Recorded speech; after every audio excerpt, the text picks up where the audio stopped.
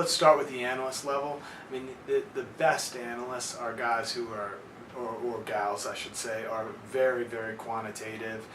They are very comfortable with financial modeling. They sort of get down in the weeds, and they're also just willing to work very, very hard. I mean, as you can imagine, analysts, and as you experience too, can work all night on projects to get things done in time.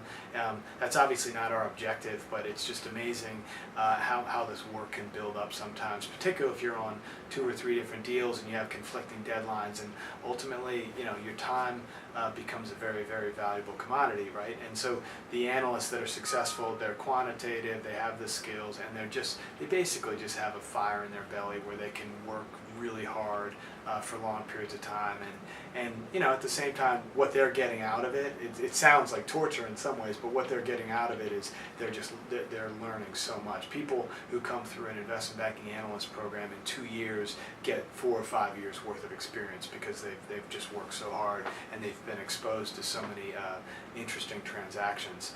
Now, on the other side of the coin, on the associate level, we also look for someone who is very quantitative and very good at understanding financial modeling, but you have to couple on a couple other skill sets. One is our associates do an enormous amount of writing, so you have to have a very good writing skills. And if you think about it, when you're selling a company, for instance, you're pulling together an information memorandum. That's a sales document, a selling document. It has to be very well written, and you also, you know, you have to position the company in the best possible manner. And so if there are chinks in the armor, if you will, if there are certain elements of the company that might not be as attractive, you try to position that in the most attractive light. And so there's a lot of nuance that goes in from the associate. And then you also, the third skill set, so quantitative, good qualitative, and writing skills. The third skill set I would point out is